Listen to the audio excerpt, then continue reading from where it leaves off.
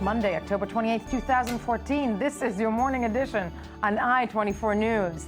Coming up later today, Israeli Prime Minister Benjamin Netanyahu pledges to keep building in East Jerusalem despite stiff international criticism and recent rising tensions between Jews and Arabs in the city. Federal health officials revamp guidelines for doctors and nurses returning to the United States from treating Ebola patients in West Africa, stopping short of controversial mandatory quarantines being imposed by some U.S. states. And later on the show, swear jar princesses. It's a viral spiral on the web calling for equal pay. Good morning, I'm Yael Avi, and we begin with the main topic of the day. The Israeli government is to advance construction plans for 1,000 housing units to be built in parts of Jerusalem the Palestinians demand for the future state.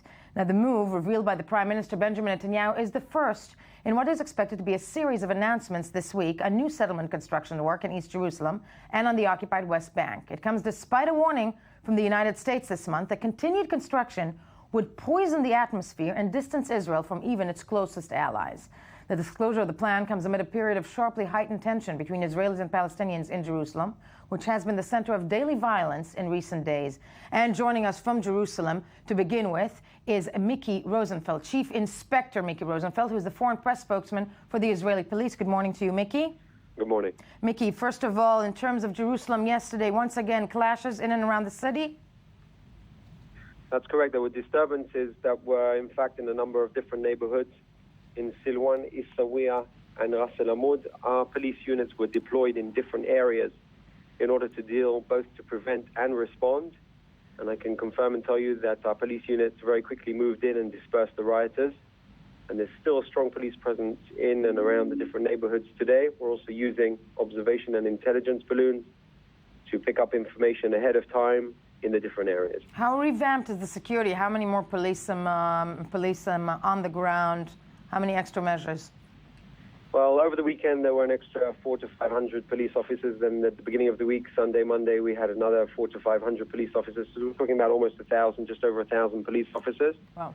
And ahead of the next few days, obviously, there'll be security assessments will be made based on the incident. But we're containing the incidents, responding quickly, and dealing with the situation on the ground level. No, definitely clearly contained, but, one of the major Israeli newspapers this morning, Yediot Ahronot, that said that Jerusalem is about, one incident short of a mini intifada within the city. How tense is it? And, is that something that there's some form of plan in place in case things really get bad? The incidents that have been continuing almost for weeks, since the summer, in fact. And now a strategic decision has been made to crack down hard and deal with the problems that there are and that's going on and the tensions. And we're working on two levels. Number one, our police officers have been meeting with leading representatives of the Arab communities to calm the situation down. And at the same time, we've stepped up police operations, which will no doubt continue. Right. Miki Rosenfeld, thank you very much for joining us this morning from Jerusalem. We're also joined on the phone by Fatah Revolution Council member Dimitri Dilani. Dimitri, good morning to you. And in studio, good morning. In studio by Channel 10's diplomatic correspondent Moav Vardi. Moav, good morning to you. Dimitri, to begin with, I want to start with you. We just spoke to the chief of police in Jerusalem, Miki Rosenfeld, actually the spokesman, saying how tense it is. People, again, speaking of a possible intifada in Jerusalem. Is there talk about more clashes, more people, more Palestinians out in the streets trying to confront the Israeli police? Actually, I'd like to applaud that performance of police spokesperson. It's actually worthy of an Oscar because he sounded so calm, so detached, so irrelevant, and so fake in painting a non-existent picture. What's happening in Jerusalem is pure police brutality. We had, and if you're talking about an intifada, it's there. It started on the 2nd of July when Hamad Abu Khdeir was burnt alive, a child burnt alive by two settlers. And it's been going on since then. And since that date, we had 1,000 injured Palestinians in riots. We have over 900 detainees in Israeli prisons. Around 400 were presented to courts. And we have 5 people killed by Israeli police during that time in Jerusalem. If that's all doesn't say intifada happening, then I don't know what does. And the way the police is trying to calm the Israeli public about this is totally fictitious, flat out lies, and he's doing that for political reasons. And the reason for all this is not because Palestinians are out on the streets, because there's incitement against the Palestinian people in occupied Jerusalem. Jerusalemites are under pressure. Our land has been eaten up daily by Islamic activities. Al-Haram al-Sharif is being desecrated by lunatic settler groups and religious groups that base their actions today on 3,000, 4,000-year-old text that hasn't been proved yet, and total disrespect to religious feelings of Muslims.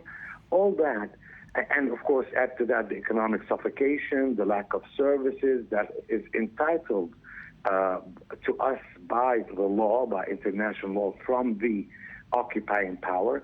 All that is happening. At the same time, also, there is no progress in the peace process. Well, speaking of the peace, Dimitri, Mr. Diliani, again, speaking of the peace process, is the Fatah, actually, is the Palestinian Authority willing to do something to try and actually calm the spirits down? At the end of the day, violence begets violence.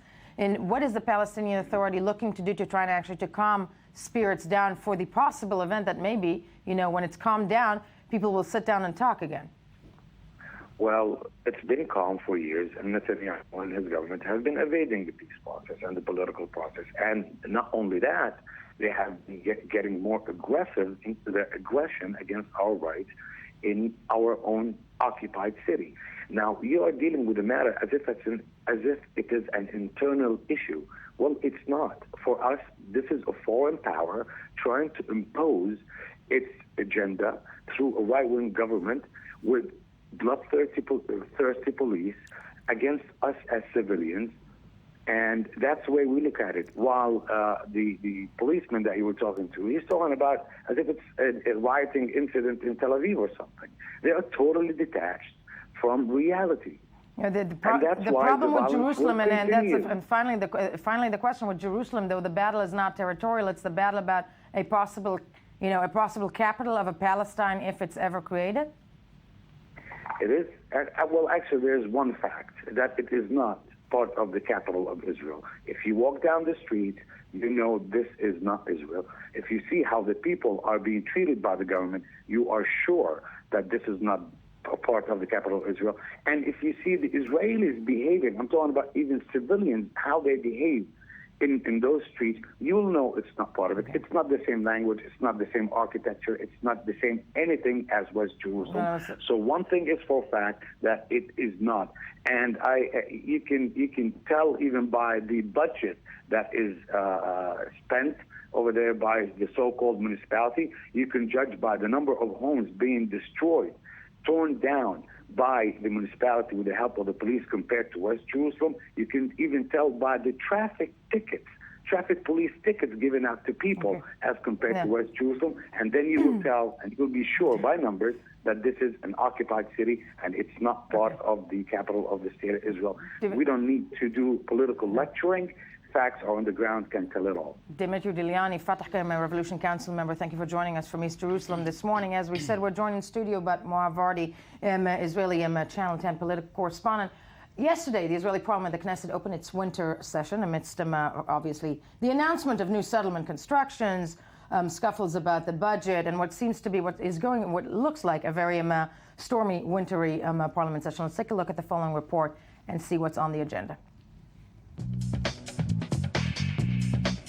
After a long and eventful summer vacation, the Israeli Parliament's 120 lawmakers are reconvening. It's a good thing they had plenty of time to rest. It seems like a stormy winter is upcoming. Front and center on the Knesset's agenda will be passing the 2015 state budget. Already approved by the cabinet, the budget now needs to take final shape before being passed into law. The opposition promises a fierce battle against the government's socio-economic agenda, so shouting matches should be expected. Another potential obstacle is the burning issue of religion and state. A series of bills aiming to reform aspects of this delicate relationship, covering issues like conversion, surrogacy, and public transportation on Saturdays, will create flashpoints during the upcoming session. Inside Netanyahu's coalition, there are huge gaps and conflicting interests on these matters, a reality that threatens to destabilize his already fragile rule. Tensions are already boiling on the diplomatic front. While the left wing, Livni and Lapid, have announced a new united bloc to pressure Netanyahu to advance the peace process, on the right, Naftali Bennett's Jewish Home Party is pressuring to expand settlement construction. Seemingly stuck in the middle, Netanyahu might have to finally choose which path to follow. The stage is set for an exciting winter session, with speculation already rampant over the possibility of early elections. Netanyahu has clarified that he doesn't really want that to happen. The upcoming months will determine if his fragile coalition can survive the fights that lie ahead.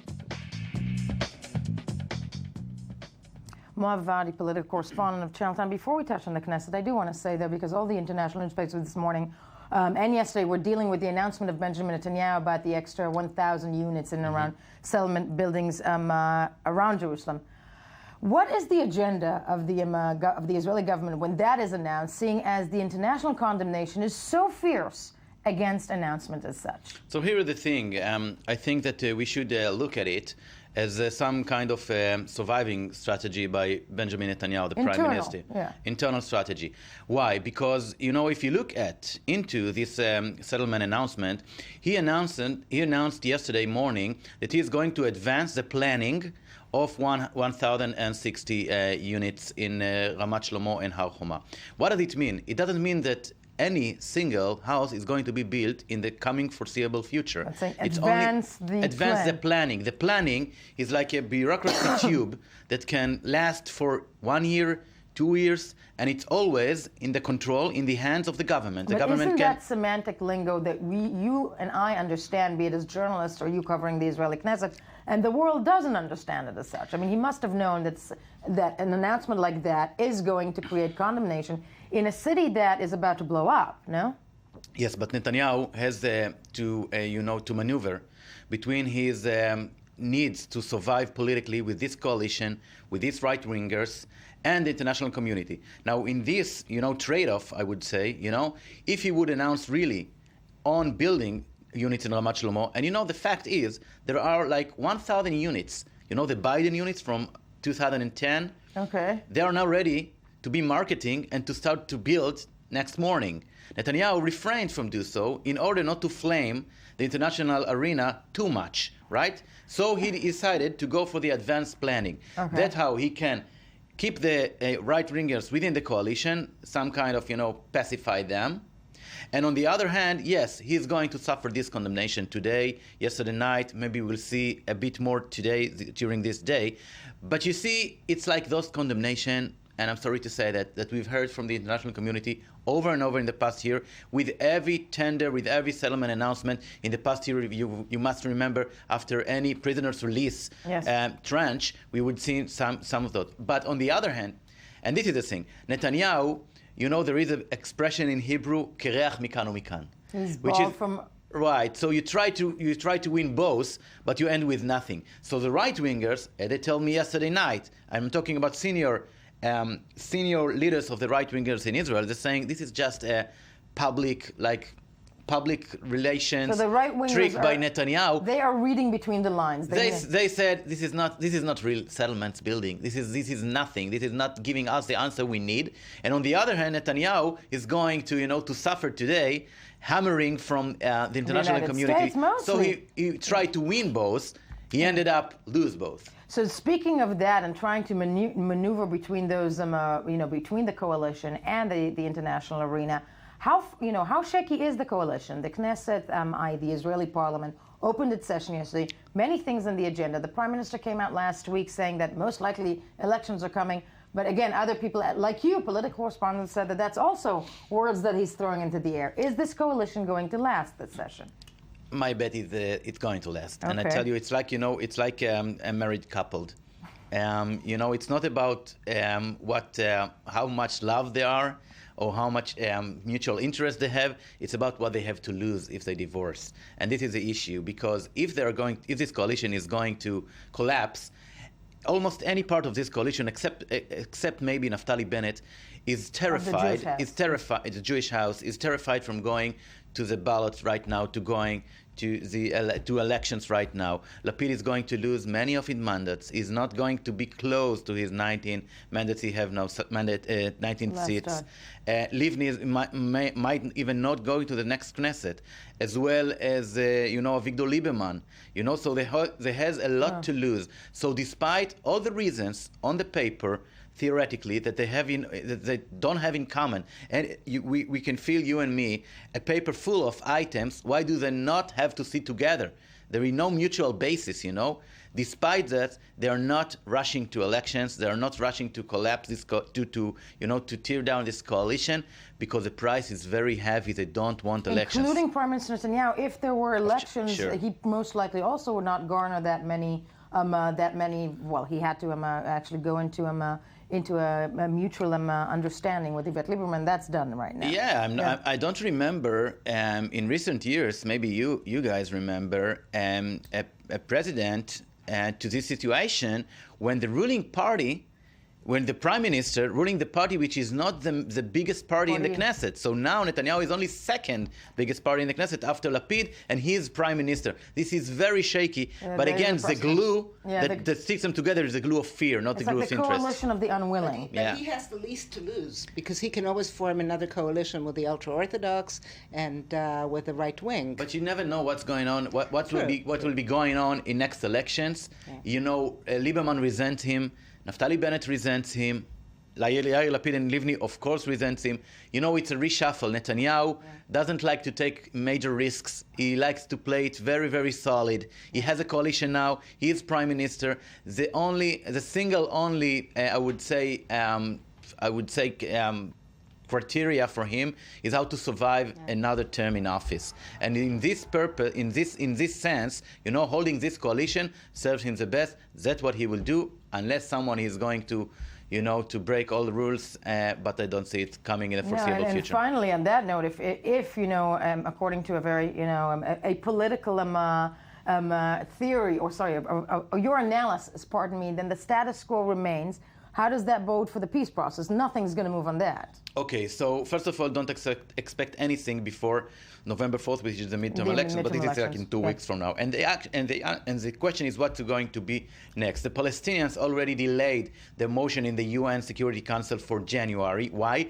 Because in January they're going to be a shift, a change, a reshuffle in the member states in the Security Council. Right. You must have at least 9 votes in order to present your motion. Now they have only 7. They think that after the reshuffle, member states going to change. They have the minimum 9. Now, John Kerry is the key player, because he is the only one who can force something. John Kerry, there is a thought here in Jerusalem that after midterm election, John Kerry will come to Bibi Netanyahu and say, look, I can make the Palestinians go down this tree of going to the UN Security Council, but I need you to agree to go back to the negotiation table with a principle based on 67 borders, which Netanyahu has already agreed in the framework agreement Kerry has put, but it's like, it's a secret agreement. Netanyahu did not make it public. Okay, so this is one scenario. But I'm hearing from more and more senior officials here and in the States that Hillary Clinton is a key player.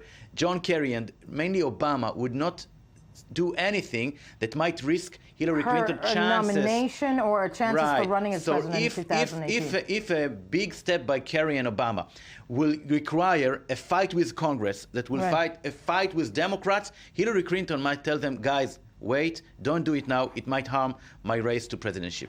Fascinating stuff. Moav Vadi, always such a pleasure to have you with us this morning. Thank you.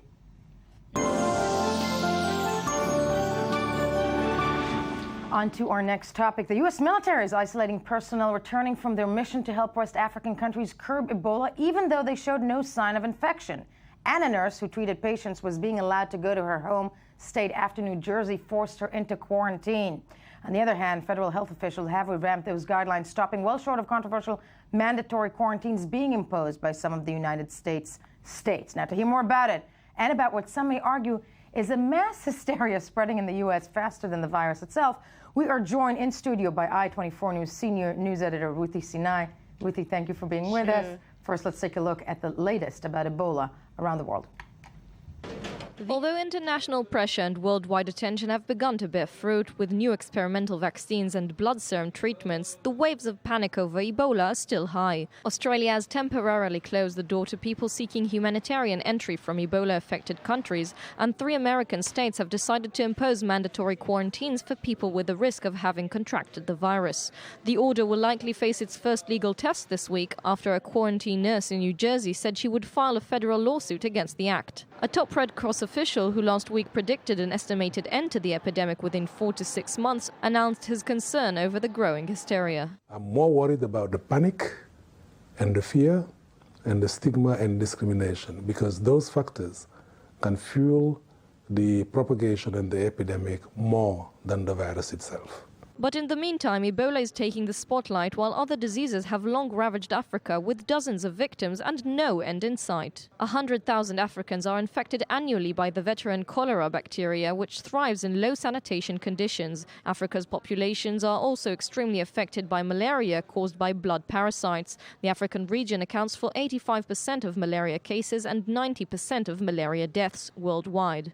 As long as the water is polluted and the sewage system dysfunctional, the risk of an epidemic increases. But the developed Western world, which solved such problems some 100 years ago, remains indifferent.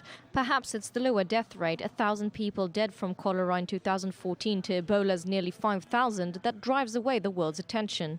Hysteria over the outbreak crossed borders, especially when infected people turned up in Europe and America. But even US President Barack Obama, in his latest attempt to calm the panic, mentioned another illness which poses a greater threat to his nation. We have to keep this in perspective.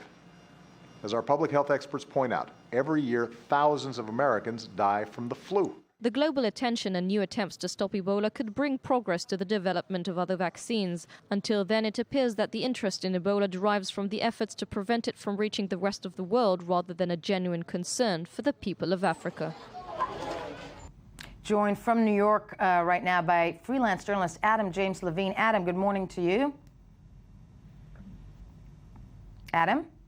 Hi, good morning. Hi. Good morning. First of all, in New York City, we certainly now watch the horrific conditions and problems that are in West Africa, where the outbreak of Ebola is really, of biblical proportions, so to speak. But in New York City, people seem to be really afraid. Most of the news is dealing with people, nurses quarantined coming in from West Africa. What is the reaction when it comes to, Americans and especially New Yorkers, given the fact that there's a doctor hospitalized there? Well, I can mainly speak for New Yorkers and not generally about Americans, but I would say that the people who are mainly afraid are the media, because asking people in the street and reading about average people's comments, people are pretty well informed and they do understand that the virus is not airborne and that there is no immediate risk. They are apprehensive. They do understand that there is still time before people can really assess the extent of the damage or the spread of the disease. So people are worried, but I wouldn't say they're actually panicking. But that said, though, Adam, that said, I have a question about New Jersey, because there's a nurse that was quarantined there, essentially against her will, mandatory quarantine. A lot of controversy being raised around that decision by Governor Christie to quarantine her. Yeah, the rage is that critics from both the medical profession and from outside it say that the quarantine is unnecessary because the virus is not, as I said, airborne, and also cannot spread until the patient actually showed sign of the disease. She has not, and she is actually being diagnosed as a negative patient, so she's been released. But right. The criticism is mainly about the general policy of New York State and New Jersey to quarantine automatically doctors who return from treating Ebola in West Africa. Adam James Levine, thank you for joining us from New York City. Ruthie Sinai, I-24 News, senior news editor. I saw pictures of a nurse. I don't know her name. I think it's Casey, but the nurse that was quarantined in New Jersey, and that's a decision that every state in the United States actually can take. Right. If they want to, right? Right. Yes, Yeah. they can. The governor can decide, and that's it.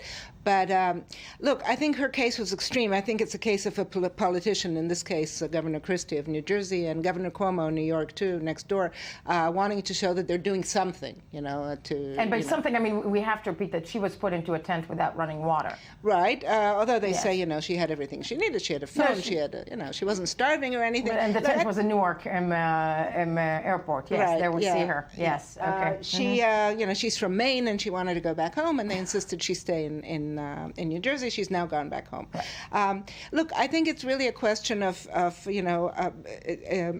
Obama himself, by hugging the nurse who had recovered from Ebola, was sending a message and saying, let's keep things in proportion, as we saw.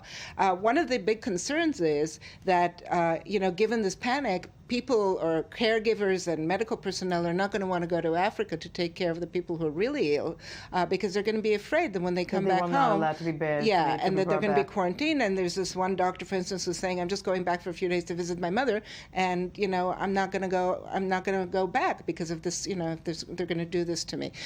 So I think there's danger. I think you have to be smart about it. But if the CDC themselves, and they're the experts on contagious diseases, if they themselves are saying there's no need for this, it's enough for people, to be aware, for people returning from West Africa to go home and report. There's now this new rule that the people are returning from West Africa have to take their temperature every day and then report every day or every 2 days to medical authorities and say what the temperature is. That sounds reasonable. It sounds reasonable. That said, when we heard Adam Levine from New York, but there are friends of mine that I speak with, and that's the thing that's mind-boggling. I feel that they don't get enough information. Nobody has told them how the American nurses got the Ebola. At the end of the day, though, isn't it something? I mean, it's a disease that one can contract only from handling. I think it's if you fluids. if you were taking care of a patient who had Ebola and you touched his urine or feces or, were not in, then whatever, or you touched him physically and you took off your gloves. I mean, you really have to work at it. It's not that easy, As he said, it's not airborne.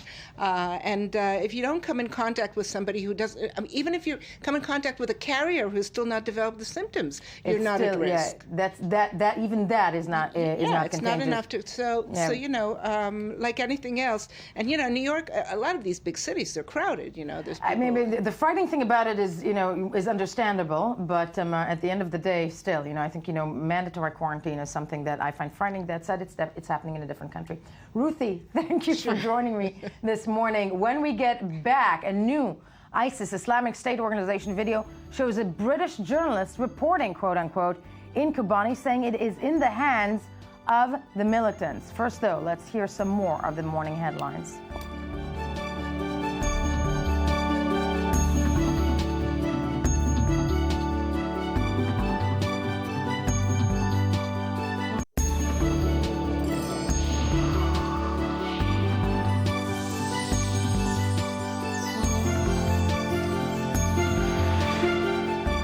Good morning. I-24 News, October 20th, 2014, where you should be, Zen moment, because it's where we say hello and good morning to Anthony Grant, who joins us daily to discuss the news you missed while scanning the headlines. Yes, well, good morning to you. And top of the morning. Zen moment, drugs. Some people find their Zen. Yes, please. No, Okay. Some people, I don't know who, find a Zen moment with drugs, whatever. But interesting headline from Yediot Aronot here, this story here, which basically means drugs on scales. And apparently, for lack of the proper scales in some, at least one police station, police officers are weighing their drug fines at the local AM/PM mini markets, which are like convenience stores, to find out how much actual the drugs weigh. That's the biggest bodega chain. Okay, and they're doing it so because maybe a budget crunch, I don't know. Where is that exactly in the city? It's by my apartment. Okay. Anyway. Yeah, following on the big, battle to legalize drugs in Israel. Exactly. Yeah. That might play. I'm wondering what all those cops are doing at the AM/PM, and now I know. But it's good in the AM/PM because, if you get the munchies, not that I would know anything about that, but they're already in a convenience store. It's so convenient. Isn't it? Yes. Okay. Yes. On a more serious note, real estate is always a hot hot topic in the Middle East. So our own I-24 News website has a story about an Israeli panel which is set to consider plans for a new Arab town in the north of Israel. This is, of course, in the Galilee region. And this, if approved, it would be the first town built for Israel's Arabs since the establishment of the State of Israel 66 years ago. So interesting stuff. And again, it raises so many questions because, I love how you started this with real estate is always problematic in the region. No, obviously, as we have discussed the settlements, of course, the new construction settlement announced by Benjamin Netanyahu yesterday. So I'm wondering if this is some type of thing to try and appease, which clearly it's not going to work, but to try and appease part of the Arab population of Israel, the Arab-Israeli population. That I don't know, but of course, from where we have spent time in the past, places like, I don't know, New York, where things are mixed, it's nice to have a not You're talking about coexistence? Yes, that's right. All right, but let's take it down to an even lower note and to a big report dropping at the United Nations today on the human rights situation in Iran, which is going from bad to worse, apparently. We have, here's a headline from the Daily Star up Beirut saying the UN is concerned by a surge of executions in Iran. Now, Ahmed Shahid is the United Nations Human Rights Rapporteur for Iran, and he's saying in this report that at least 850 people have been executed in Iran in the past 15 months alone, and this is under reformist president, so-called reformist president Hassan Rouhani, who, according to Shahid, just doesn't have the wherewithal to stop sort of this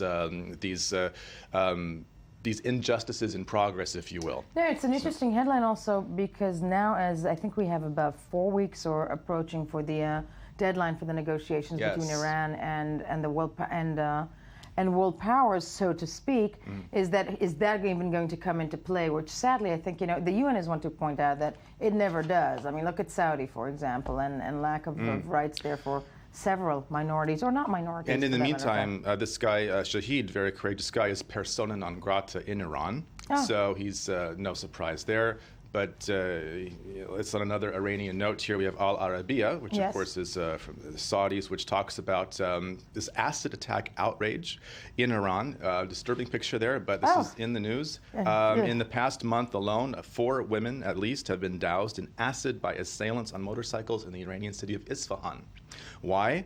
Yes. Perhaps they were not properly veiled is the reason, but the authorities are saying that wasn't it. But Iran has appointed a deputy to lead an investigation into these really horrific, heinous crimes. And again, Iran is, getting a lot of, let's just say it, bad press these days for things like this, the human rights abuses. And again, in the context of the nuclear negotiations, it will factor in, I think, in some way. In some way. Dialing back to human rights abuses in the past in Turkey. Oh, nice. Yes, remember the movie Midnight Express? Yes. Who could forget? Which did wonders for not promoting tourism to Turkey. Which did wonders for travel to Turkey. Yes. Well, Bill Hayes, the guy who actually was the inspiration for the movie and is still around, is going to be raising the Turkish flag in New York to commemorate Turkey's Republic Day on October 29th. And why?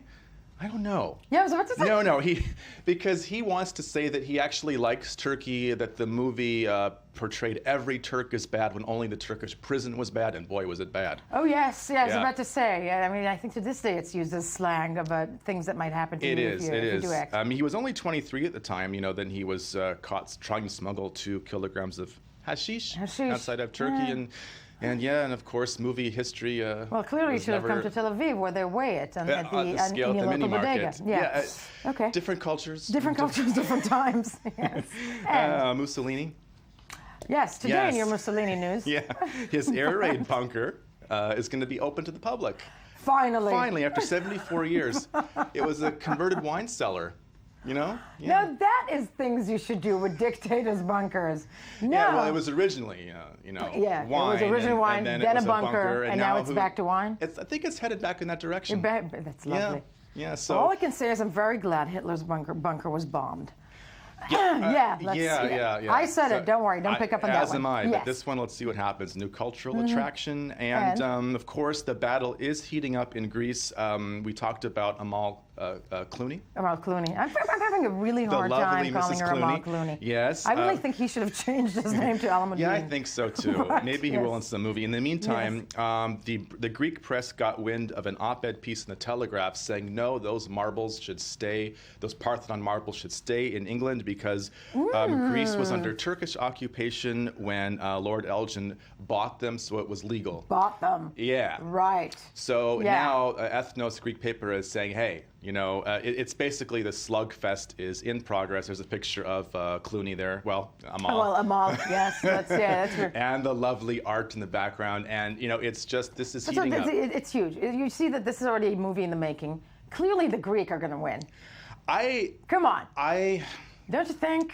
I think that I think a lot of people are rooting for the Greeks as the underdog in this, Right. but I never underestimate the power of British heritage, and the Queen might step in Right, at I some forgot point. about the Queen. How could I forget about the Queen? Yeah, My you know, God, it's things. yes. Yeah. These things that she might be very upset. What was the lingo? Think very carefully, Think very Scotland, carefully. before In voting. Scotland. Yeah. Amal, think very carefully before you try to steal my statue. Another And one. One last one. Rite Aid and CVS, our favorite drugstores. Yes. Well, you can't use Apple Pay there at the moment because Apple's new pay system, which is quite much touted in the press, has been blocked because it's been having issues, technical issues. Some people have been overcharged at, I think it was Bank of America. And this is really bad PR for Apple because they're trying to, reinvent themselves in a way as the be-all, end-all of all things, everything. Of everything. And this is kind of, maybe they're not quite ready for banking. This is almost as bad as shoving YouTube music free down your throat. Yeah, this is worse. It's worse. Okay, that is No, worse. it's just the same. Okay. Tony, Anyway.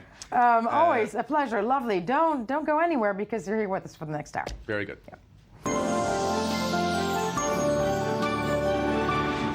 On to our next topic. Overnight, the Islamic State organization has released a new video of the British hostage John Cantili, this time showing him in a Syrian border city of Kobani.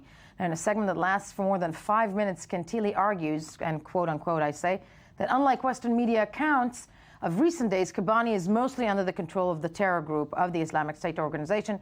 And before we see this, you need to remember that John Cantili is a British journalist held hostage by the Islamic group. Let's take a look at the video released overnight. Where I'm standing right now, I can see large swathes of the city. I can even see the Turkish flag behind me. And all I've seen here in the city of Kobani is Mujahideen. There are no YPG, PKK or Peshmerga in sight, just a large number of Islamic State Mujahideen. And they are definitely not on the run. Without any safe access, there are no journalists here in the city. So the media are getting their information from Kurdish commanders and White House press secretaries, neither of whom have the slightest intention of telling the truth of what's happening here on the ground. Now, airstrikes did prevent some groups of Mujahideen from using their tanks and heavy armor as they'd have liked. So they're entering the city and using light weapons instead, going house to house. Now, America is very keen for Kobani to become a symbol of victory of the coalition that is working together to defeat the Islamic State. But they know, and the Mujahideen also know, that even with all their air power and all the proxy troops on the ground, even this is not enough to defeat the Islamic State. We're joined in studio by the Levantine Group Consultancy President Daniel Nisman. Daniel, thank you for joining us this morning. I find this video horrifying. John Cantili has been held hostage for 2 years, since 2012. Clearly this is shot by the Islamic State. Question to you. Other than the high production level, this is a man who's being forced to do this.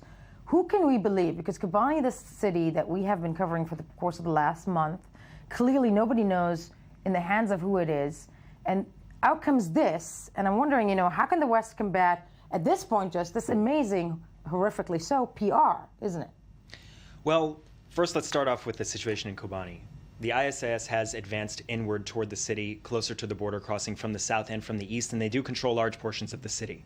There's no arguing that. The Kurds have not received the assistance that they anticipated, assistance from the Iraqi Kurdish Peshmerga that are still waiting on the other side to enter. The air drops have been effective in holding off recent ISIS advances, but the city is still very, very much up for grabs. It is by no way, shape, or form. And controlled in some parts by the in many parts. I would say in even about 50% of the city, it is controlled by ISIS. I believe this morning the PK or the YPG claimed that they were successful in holding off another ISIS offensive. But like I said, the city is still up for grabs, and this is another very, very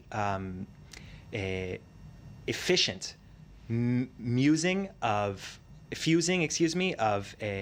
the ISIS's media wing in exact conjunction with its military operations. And we've been seeing them doing this for the past 2 years. Whenever they want to launch even a year-long campaign in Iraq, they started off with a media campaign. And it's actually very similar to the way many Western militaries even operate, where they understand the importance of media outreach and promoting the right message and countering disinformation. In a way that at times seems better than what we in the media do. I mean, seriously, I'm saying well, this. It's important to understand that the Islamic State, of all their so-called ministries that they have one ministry that is devoted to propaganda. Right. And this ministry produces several magazines in multiple languages, including French and English. They have 9 different media outlets that produce online videos, and they do it with an extremely high sense of, first of all, editing and graphics, but also in strategy, meaning they have people devoted to seeing what people are saying, to watching what is being said about them in the media and countering it. So, for example, when they see all of these Western media outlets reporting one thing, they understand to counter it. To counter it, almost operating like a state in many ways, operating like like an organization that is operating like every military in the world should, understanding the importance of information, social media, and manipulating that to achieve both your propaganda but also military aims. I'm looking, when we look at this video, John Cantley, who is a photojournalist and used to work with, actually, he was kidnapped with James Foley, who was the first person that we saw beheaded. The New York Times came out yesterday with this horrific, very well-researched article about the torture of the hostages. And I'm wondering out loud, also the organization of grabbing these foreigners seems to be, at this stage, almost, like a business organized. Am I right in saying that? Well, it was a business actually from the minute that the rebels took control of northern Syria and a lot of these Turkish border crossings. Many of the rebels, in their desperation, or some of them simply out of criminal purposes, started doing organized crime, okay? Because at the beginning, foreigners were just being grabbed. And also traded, okay? Right. So basically, if you're a journalist or an aid worker entering Syria, you have no idea who's on the other side of the border. You have no idea who's going to be manning what checkpoint 200 meters down the road. And what's very interesting is through the entire evolution of their captivity, being passed from militant group to militant group, you can actually see the evolution of IS as an organization, how it developed, how it became more sophisticated, how it asserted control over Syria. You can actually see that through the story of these people while they were in captivity. You can see that their captors take on different strategies, that they take on different levels of discipline. All of this in conjunction with how IS is evolving in the outside world in Syria and Iraq. And it's actually very fascinating. At the same time, it's horrifying. But you can see that through their story, you can see this very frightening evolution that continued unfettered.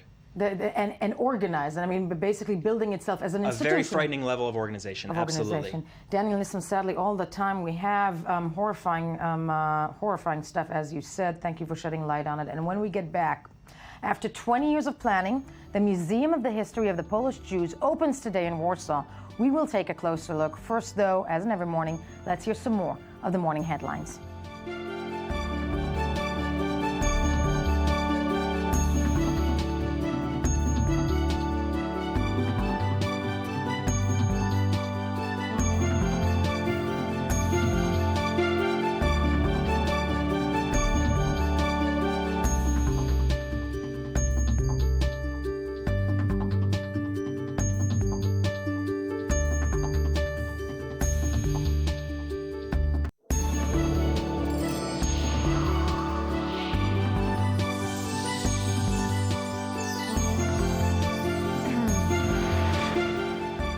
Welcome back. It is still Tuesday, October 28, 2014. This is your morning edition on I-24 News. I am Stelia Elevi, and thank you for staying with us.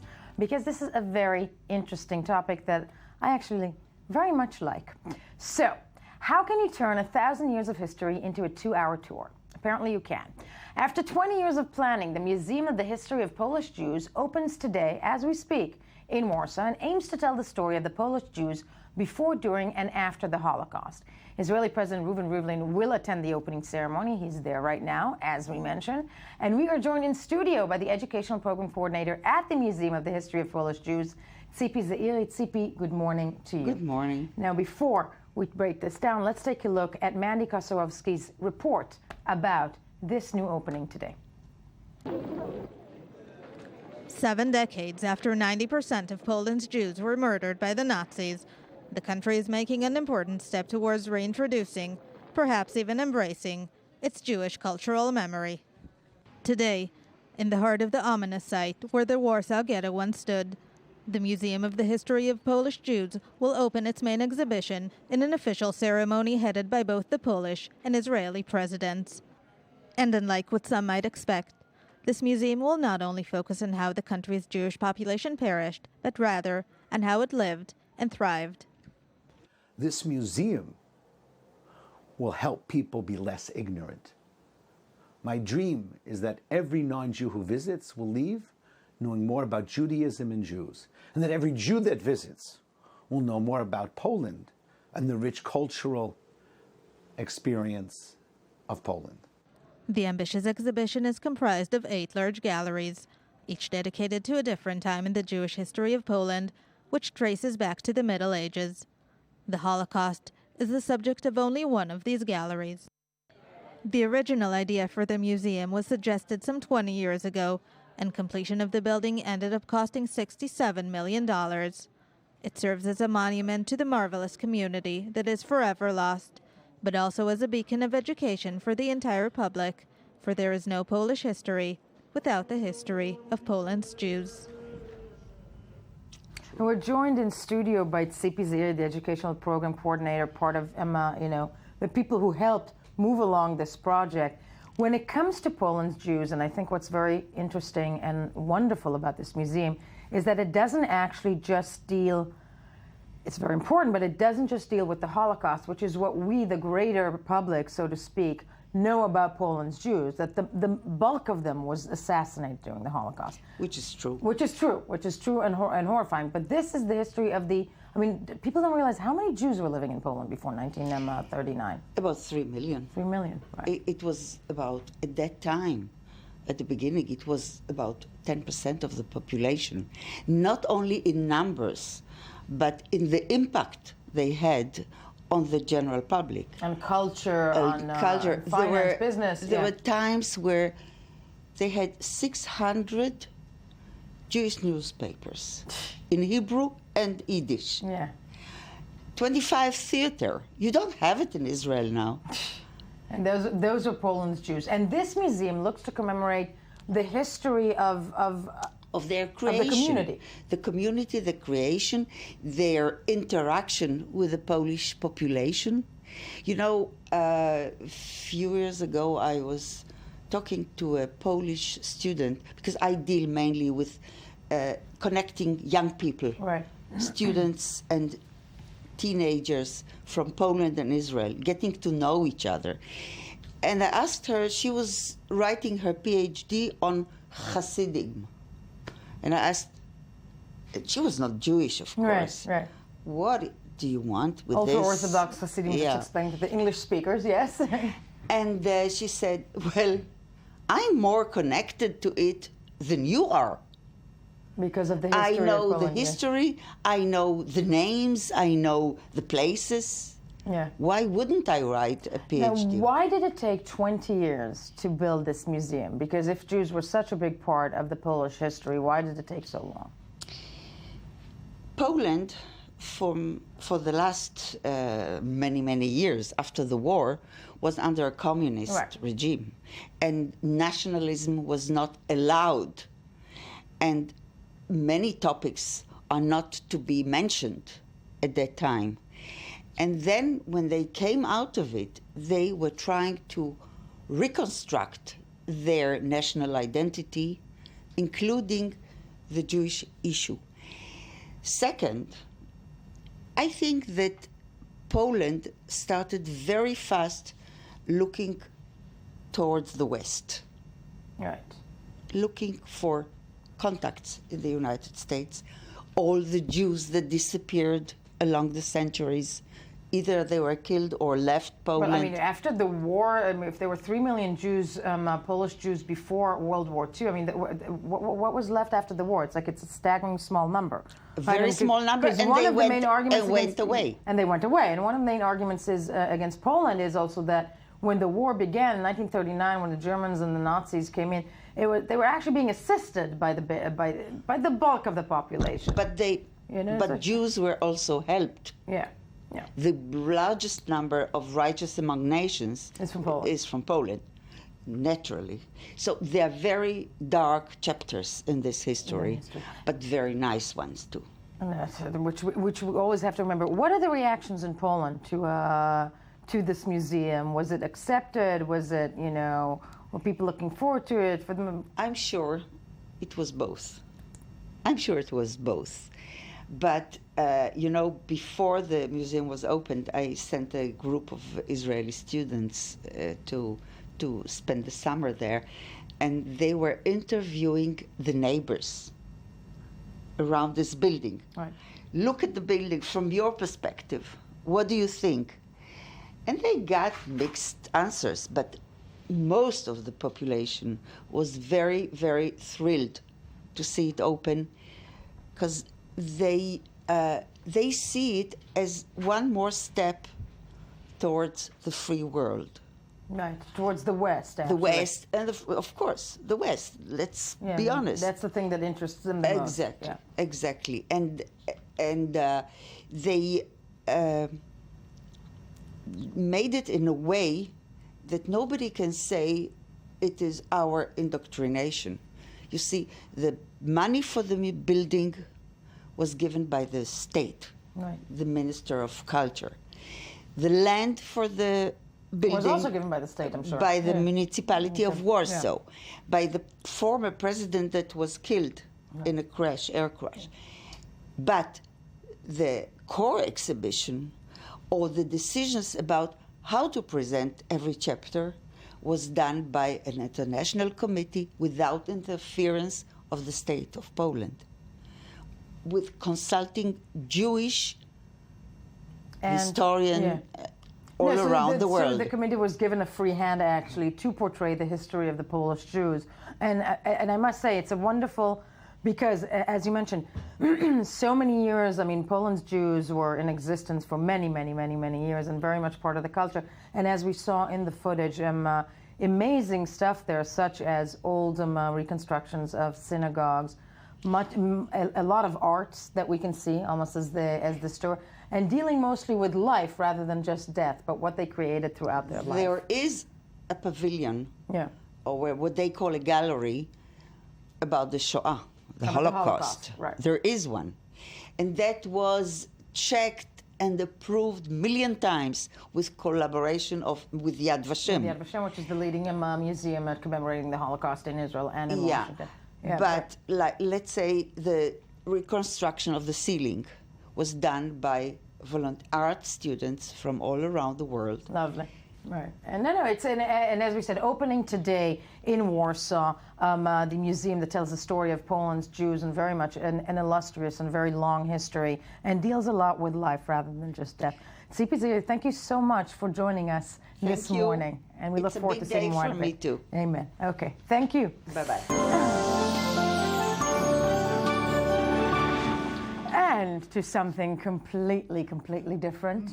Tony. Yes. Well. I gotta say, because I'm a quarter, I'm like a third Polish. And what I love about Tzipi is that, you can't say anything to a Polish woman. Like, you can't say anything to me like, it's done, I'm gonna go. That's basically, I think the message is we got to go to Warsaw to visit that great-looking museum. Yes, it does. It really looks great. nice. And I miss some, really good pierogies. Absolutely. The viral spiral. Oh, yes. well, taking from high tech to low tech. Have you heard about the no phone? No, but I'm liking it. The no phone? Yeah. Is that a new movement? It's an alternative to the iPhone 6. It has no processor. It does nothing. And it actually is, it doesn't exist. Actually, it does exist. It's this project on Kickstarter, which is really taking off, apparently. They wanted 5,000. They got 8,000 so far. It's basically, it sort of attaches onto any smartphone, and it lets you have a virtual engagement to things virtual while actually staying connected to the real world. If that makes any sense. I am so lost right now. Yeah. Anyway, it's kind of like where it's sort of like portable art, basically. Well, I got you. It's sort of like a slap in the face to the thing that now people are looking at their phones every 5 seconds, and we're all doing that. And this is a way to sort of do that, but not do it at the same time. But not do that. So it's actually something that looks like a phone, but it's not a phone. And if you pull it out and you look at it, like. Right, it's not a phone. I have to bring my eyes up and look at the person in front of me. Yes. I got it. Exactly. Okay. And I can say things like, your eyes match the lovely hue of the sea. Ah! Yes. Yeah, it's these moments. That said, I have to say, though, you might be slightly slightly disappointed if you pull it out of your pocket and you can't dial. But again, minor quibble minor there. Issue. But speaking of lovely things, Taylor Swift. Yes, who I christen a goody two-shoes chanteuse. Anyways, she has been named New York City's Welcome Ambassador for Tourism. Now, let's break this down. Please break She's got a new album out called 1989, the year she was born. Okay, first... I know. Yeah. I know. Anyway, the first song on the album is called Welcome to New York. Now, Swift is 24 years old. She was born in Pennsylvania. She moved to Nashville when she was 14, and now she's the ambassador for tourism to Gotham City. Makes no sense. Makes no sense. I'm with you on that. I'm glad you broke it down. First of all, to anybody listening, we, thank you. If anybody should be the ambassador of tourism, it's us you and me and me and you. And not born in 1989. Not born in 1989. And seen things in New York City that, that needed to be seen. Needed to be seen, thank you. I was about to say that shouldn't be mentioned. I mean, if I could think of an ambassador for tourism for New York City, it should be Blondie. Thank you. Nice. Maybe, Yeah, okay. Heart of Glass, Heart of Reality. Heart of Reality. In New York, Madonna. Yes. Who was doing something in her bathtub that reminds us of why she could have been a good ambassador for tourism to New York. What was she doing in her bathtub? Splits. Clothed. Yes. I mean, there you go. Whoa. Yeah. That's Madonna? No, that is. Yeah. Yeah. I mean, you want someone who is synonymous with the risk-taking that New York City is all about. And that, Taylor Swift, that's a risk. And I want to ask about Madonna doing that split. Clearly, there's an album coming out. Soon. Yeah. I mean, New York is about shameless self-promotion, right? I mean, in your bathtub or out. Exactly, and very, very bizarre splits in your bathroom. Yes. It's fitness. Fitness, amen. Anyway, on a pop note, we have Sinead O'Connor back in the news. Glad we're yes, oh my Lord. Yes, she has slammed Miley Cyrus yet again. It's like once a year she does this. She comes out. You know what? I mean, if only for that. Hey, amen. Over hooker photo. The alleged, I guess Miley Cyrus was, dressed like a hooker or something, and Sinead O'Connor said, where's this girl's parents? But, Sinead O'Connor courted controversy in, ripping up a picture of the Pope. Yes, during Saturday Night Live. Where were her parents during that? Yeah, who came out and tweeted, what are you doing, woman? But, yeah. Anyway, so a little bit it's getting her headlines. I got to say, it's interesting to see Sinead O'Connor so many years on. It is. She's still got a great voice. And speaking of people slamming each other, of course, it's close to Halloween still, and the Conan O'Brien, Madeleine Albright Twitter fest, which we talked about, you and I, yesterday. I love it. Still kind of out there. We know what happened here. Conan O'Brien said he was going to dress up as, for Halloween, a slutty Madeleine Albright. Now... that ain't a slutty Madeleine Albright, people. Okay, that's Hooker Miley. Different. That's Hooker Miley Cyrus. Right. That's Miley Cyrus dressed like Pretty Woman. But that's indicative of the exactly things underlying this Twitter war. And of course, Twitter is Twitter, and you can respond pretty quickly. What did Madeleine say? So Madeleine said, well, maybe I'll go as a hunky Conan O'Brien, but that'll be maybe too far-fetched. But I actually think, tell me what you think. I think that actually Conan won, but not in a good way. Yeah, because people are saying that Madeline won, right? I mean, I think a woman in her 70s snapping back so quickly is great. Is great. Yeah, you know, but just for that, yeah, I just give her for that. the Twitter trophy. But the thing is, the sort of the anti. I think there was a little anti something in the initial Conan tweet. Yeah. Because you attach, slutty to woman. If you attach it to man, it bounces off. And I think Conan needs to. Yeah, I don't know. no, turn it down. Turn it down. And he ain't hunky. No, that I agree. He's lanky. And there's something about redheaded men, but yeah. Okay, one last thing, really quickly. The lip smackdown between Kylie Jenner and Khloe Kardashian is on. Who has the best lips? Who has? Well, Kylie's pulling ahead by about 10 percentage points. Yeah, she's on the right. For Kylie Jenner? Yeah, 10 seconds, lips, do you like and more? Her mom, Kris Jenner, has a new cookbook out with a K. With a K? Yes. Folks, that was it for this segment. Stay with us. But before anything else, the news.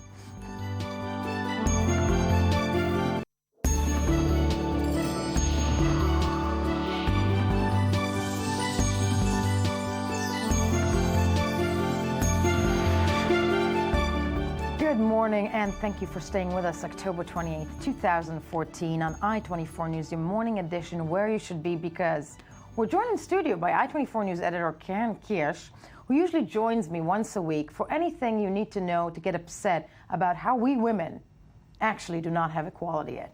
Right? Good morning. New introduction, yes. Now, did I turn everybody off? But Karen Kirsch, definitely women-related news. What do we have?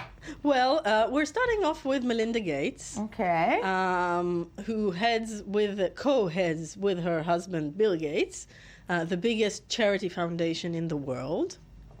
In other words, I mean, don't they, the Gateses, they give out gazillions of dollars, yes, don't they? Yes, they do. Yeah. Which is commendable.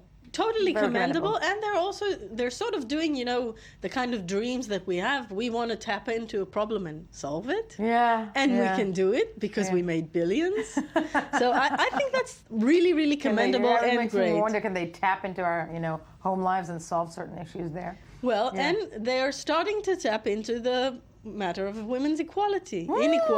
Okay. And in the poorest places. Okay. In Africa and developing countries.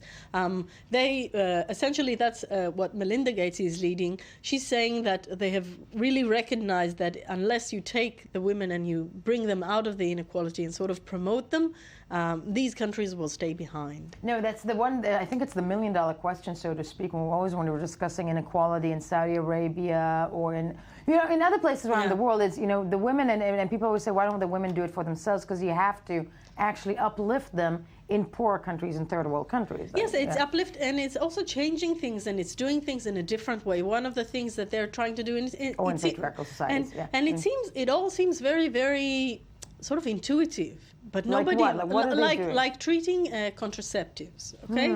Going out and checking what the family planning needs of the women in Africa. And they've recognized that there's a need for some kind of contraceptive that is not on a daily basis, but that is administered by the woman herself. By the woman herself. So just going out to some clinic and getting an injection is not going to work. It's not going to work. She needs to be able to do it herself, but maybe once a month. So it's really researching actually the needs in order to help assist women. Yes, yeah. And they've also recognized a very interesting thing, that microloans, which is a very, very big trend in promoting poverty, in improving poverty, works better with women than with men. Really? Women essentially do the family budget planning, the basic ones. Yes, we do. So if they get the microloans, they'll be able to manage it, and they manage it better than the men. So they need to target the women.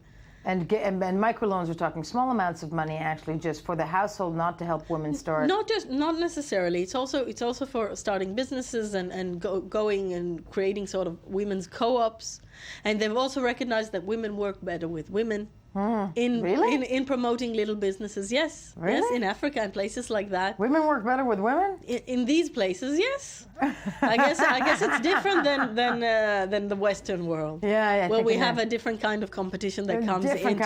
I think that actually, and a different kind of woman, as one can argue. And it does make you wonder, about Melinda Gates and sort of what is it like to be sort of the second chair to one of the strongest men in the world, but somehow manage to get that position where you do have an input and you do have say. And it is, the uplifting and wonderful thing about this, which, luckily we get to some uplifting, optimistic things. This is an optimistic. It's an optimistic thing, shockingly enough, is that, it's a woman, and it's people, it's her and her husband actually, though, using the vast amount of money, the fortune that they have, to actually bring it out, and try and do some good. Is it working, or is it too soon to? It's working. They've been doing it. The foundation has been working since 2000, and it has been working in a variety of. They started off with education and with computerizing, and that's something that people who go to Africa today see. Yeah. They don't know where it comes from, but they see it. But they see it. Interesting. So I hope that this initiative that they've started to push forward, we'll see it in like a decade. It's really sort of a kind of a dreamy thing. A dreamy thing. Okay. Yeah. Moving on from dreamies to bad words. Yes. Yes. Well, there is a viral video that's been running around. I'm guessing some of you have seen it already, but I haven't. But so let's take a look at this. Is called what? Swear Jar Princesses. Yes. Swear Jar Princesses, which just for the name itself, as we're setting it up for our audiences at home. So Swear Jar Princesses, a viral video calling for. Well, let's take a look. Can we take a look at it? Okay, there we go. Pretty. What the fuck? I'm not some pretty hopeless princess in distress. I'm pretty powerful and ready for success. So what is more offensive? A little girl saying fuck or the fucking equal and sexist way. Society treats girls and women. It's our future. So listen up, grown-ups. Here's some words more fucked up than the word. Hey, inequality. Women are...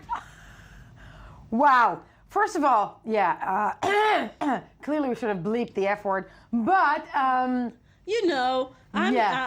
is a lot of criticism about this video. This is supposed to promote equal pay. It's supposed to promote equal pay, but it's a T-shirt brand that's been doing this nice video. A T-shirt brand? Yes. Meaning what? It's a commercial campaign, essentially. If you'd go down and check who this company is who did that. But the whole message is, is this empowering? Is being able to say empowering? Sorry that I've said it, but... You've heard it here first. No. Listen, I mean, what this does to me, and I have to say, Benjamin is sitting here completely mortified. He's like, oh my God, I have to come up next. I don't know what to do. He has girls. Yeah, you have girls. I have one girl, actually, and 3 boys. Okay. I have one girl too. Well, first of all, I think what this shows in many ways, and I think I know where we're getting upset, is equal pay portrayed to young girls that in order to be equal, use swear words because, I don't think we want to be like men or let's say, men who curse. Yes. Not all men curse. Clearly you don't. And that saying the F word over and over again is going to make you equal to the man, and then you're going to get the same amount of money. And also when you're dressed like a princess, and and they're saying that the dressing and the images is part of what they're trying to promote. To promote that this is not the way that we should be seeing our little girls, but. I don't know. I mean, something feels very unauthentic to me. As a father, I mean, I would just want to say, like, my daughter, as much as I try to push her into sports, is a little princess. And my wife is a jock. Okay, she teaches sports. There's no way of pushing her the other direction. Some people are just born a certain way. Maybe. Whoa. But yeah. Okay. But will this campaign change anything? We talk a lot about pay inequality. Is this it? No. That's a good question. I mean, and when we look at that, but wait a sec, I'm still stuck at Benjamin's very controversial remark of my daughter just gravitates towards pink stuff. Sure he does. But that's because, if you live in the Middle East, I think if you have a girl, right. Could you find, I have a little girl, I can find anything that isn't pink. Sure. Yeah, I kept dressing my girl. And it's acceptable, actually, for your kids to wear, But you don't know, actually, how she would grow up. Because she is growing up with boys, and she probably wears their clothes also. Oh, yeah. And she probably has a different image of what she can do. That's exactly, perhaps, but I'm saying that's exactly my point, is that she's surrounded by a lot of male energy. And my wife is a sports jock, again. It's like a... like a tomboy. She didn't get it from my wife. Yeah. Okay. So she still gravitates towards it. It's inside of her. But there is a different thing between being gravitated to princess stuff to think that you can do anything. marketing to the kids that it should be that way. No, I agree on that. I'm letting you guys take it outside. No, we will. Well, take it outside. Yeah. Speaking of which, okay, we are not going to use the F word. Okay. But thank you for that. Maybe towards the end of the show. So stick around because first we have Benjamin Alvarez Chong here. That before he's going to get his behind kicked by Karen Kirsch. Outside there, he's going to bring us the economic news. Host of the Economy Magazine, I-24 News. Hit me. Bang. All right. What I'm here to talk about specifically is David Cameron, who also kind of lost it, but he did not use the F word. When it came down. He did not wear a pink dress. No, he did not. Okay. But they tried to make him wear one. And anyway, they basically, from the European Eurostat, the statistical agency at the European Commission, essentially recalculated what every member state's contribution should be, as they do every single year. And they informed the countries, I think about the 17th of October, regarding what this contribution would be. And Britain is one of 4 countries that have to pay, and they have to pay £1.7 billion, which is a fair amount of money. It's about a fifth of what they pay every single year. Let's take a look at the report about this huge amount of money. There we go. A shift in the European Union's budget has led to a major row between British Prime Minister David Cameron and other EU officials over a demand that the UK contribute $2.75 billion, or around €2 billion. Britain's total contribution to the EU this year has been just under $14 billion. Prime Minister Cameron responded by lashing out at the European body, giving weight to a growing conversation about Britain's secession from the European organization. We've invested in this organisation. We're a leading player in it. And you do not, join an association that suddenly thumps you with a bill for €2 billion 3 weeks before you've got to pay it. It is not an acceptable way to behave. And this organisation has got to understand if it behaves in this way, it shouldn't get surprised when its members say this cannot go on, and it's got to change. European Commission President José Manuel Barroso suggested that this should not have been such a shock, as the system for gathering funds for the European Union was agreed upon by all members and based on information given by each member nation, according to a BBC report.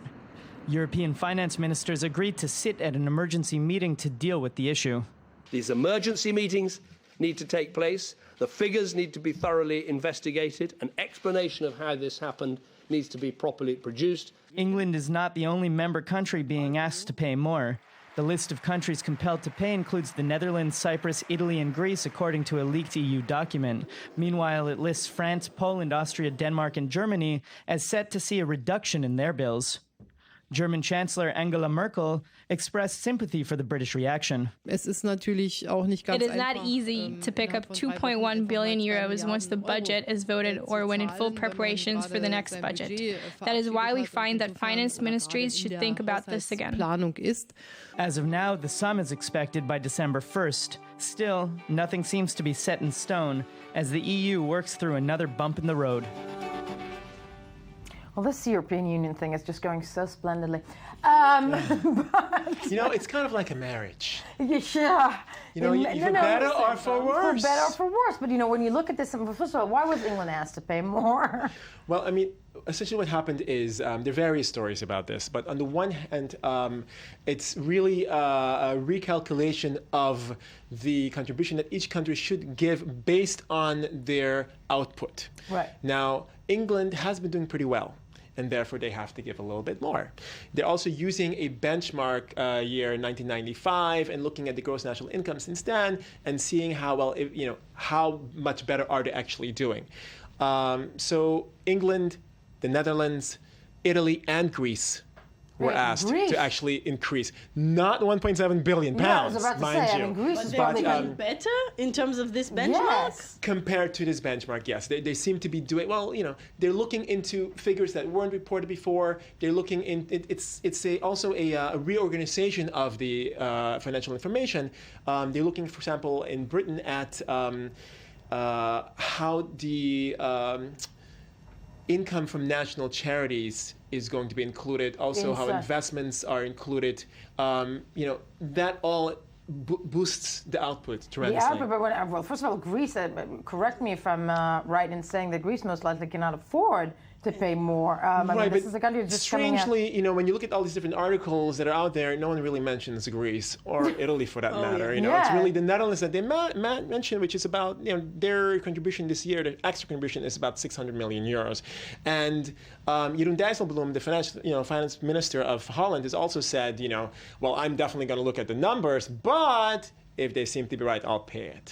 you know, whereas, you know, David Cameron came out and said, I'm not paying this. I'm just not doing it. I'm not, it's just not going to happen. They really said. I mean, I love that Angela Merkel is expressing sympathy. First of all, it's interesting to me, and I'm not up to speed, that Germany is not within that group of countries that's paying more. It's kind of a strange benchmark. You know, it's a story, I guess, in itself. Yeah. Because isn't Germany also one of the few countries in Europe that is actually financially? You know, what actually personally interests me more about all of this is that, well, you know, they got the information October 17th. Okay, which was a Friday, mind you. You know, but David Cameron said, you know, they only got the information on the beginning of last week, early last week, they said. So let's say they didn't really look at it on Friday, looked at it on Monday. And then he doesn't get it until the 24th of October, you know, in the middle of this conference that they're having about climate change.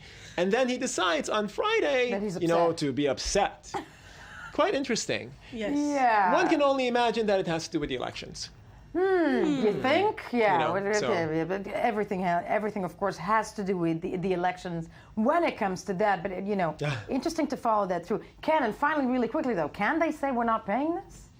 They're going to get a 2% charge if they don't, and a 0.25% extra charge every single month they don't. And that's 1.7 billion pounds. It's quite a lot of money. Okay, well, there we have it. Lovely. So more power to the European Union. Benjamin Chong Alvarez, thank you. Economy Magazine, watch it every day. Karen Kirsch with us, and that is it for us, folks. Don't forget to tune in tomorrow morning. Check us out on Facebook, Twitter, because we're there. And, of course, start your morning tomorrow with I-24 News Morning Edition, as you should every single day.